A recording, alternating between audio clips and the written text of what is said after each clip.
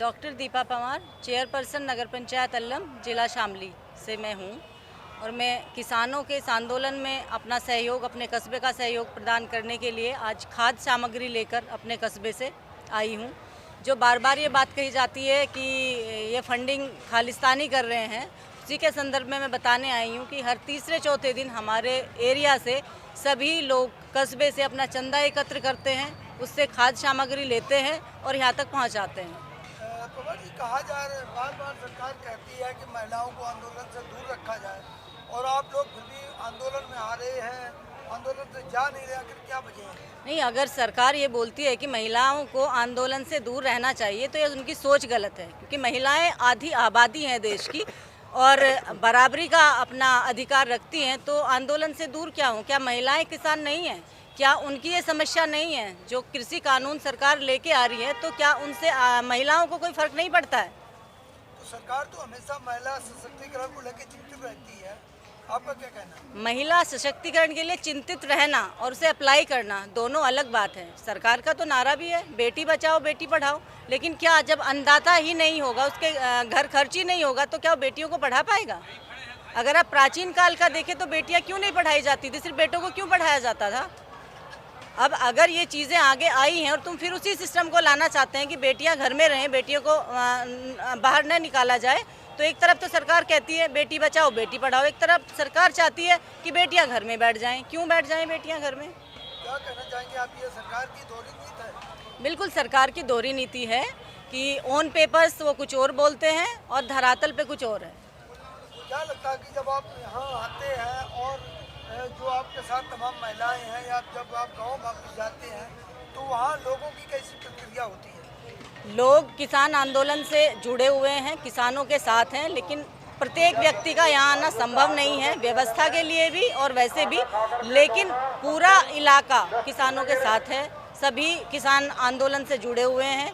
कोई घर के माध्यम से जुड़ा हुआ है तो कोई किसी और सेवा के माध्यम से जुड़ा हुआ है, लेकिन सब एक दूसरे से जुड़े हुए हैं। आप कहती हैं कि महिलाओं को आंदोलन में रहना जरूरी है, अपने भाइयों के, अपने चाचा के, ताऊ के या परिवार वालों के साथ। वहीं दूसरी तरफ जो महिला सांसद हैं वो कह रही हैं कि आंदोलन से दूर रखा जाए और आंदोलन में आके आना महिलाओं का खतरनाक है, सुरक्षित नहीं है, इस तरह की भाषणबाजी कर रही हैं, या जो कह रही हैं कि आंदोलन में कुछ भी हो सकता है। तो आप लोग इससे कोई घबराते नहीं? नहीं, बिल्कुल नहीं घबराती है। महिलाएं क्यों, महिला दुर्गा का रूप भी ले सकती है। अगर उसके ऊपर कोई मुसीबत आती है तो चंडी का रूप भी ले सकती है, काली माँ का रूप भी ले सकती है, दुर्गा का रूप भी ले सकती है।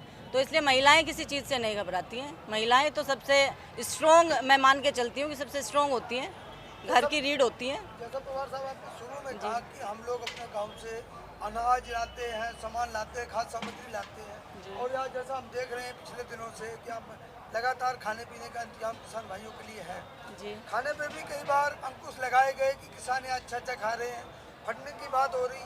तो ये आपकी अगर बात को देखा जाए तो ये फंडिंग वाली बात बिल्कुल निराधार है, बिल्कुल निराधार है। और किसान अच्छा क्यों ना खाए?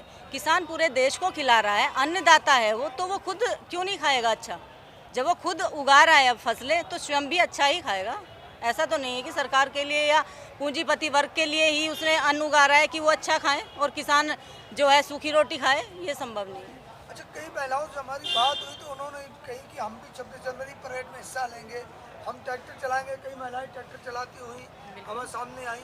तो क्या ये महिलाओं को जाना परेड में ठीक है? बिल्कुल ठीक है। महिलाएं जब किसान में अन्न उगाती हैं, अपने घर के पुरुष के साथ कंधे से कंधा मिला के चलती हैं, वो उनके साथ फसल कटवाती हैं, हर चीज़ में सहयोग देती हैं, तो वो परेड में क्यों नहीं जाएंगी? अगर वो खेतों में ट्रैक्टर चला रही हैं तो यहाँ सड़क पे ट्रैक्टर चलाने में क्या दिक्कत है? डॉक्टर साहब, ये भी कहा जा रहा है कि जैसे किसान इतनी बड़ी तादाद में दिल्ली में अगर घुस गए तो दिल्ली की व्यवस्था अस्त व्यस्त हो जाएगी। आपका इसके बारे में क्या कहना है? ये तो सरकार का डर है। जो चिंतित हैं कि अगर ये सब किसान यहाँ पे आ गए तो आपको डिसीज़न बदलना पड़ेगा, जो कि वो नहीं चाहते हैं। ये सिर्फ उनका डर है और कुछ नहीं है। अदरवाइज़ सब चीज़ें, इतनी मैनेजमेंट इतना अच्छा है कि अब तक 57 डेज़ हो गए हैं। क्या आज तक अभी कोई इस आंदोलन में ऐसी कोई घटना हुई जिसके आधार पे वो बोलें कि व्यवस्था बिगड़ जाएगी? शांतिपूर्ण एक आंदोलन चल रहा है, इसी प्रकार शांतिपूर्ण परेड होगी।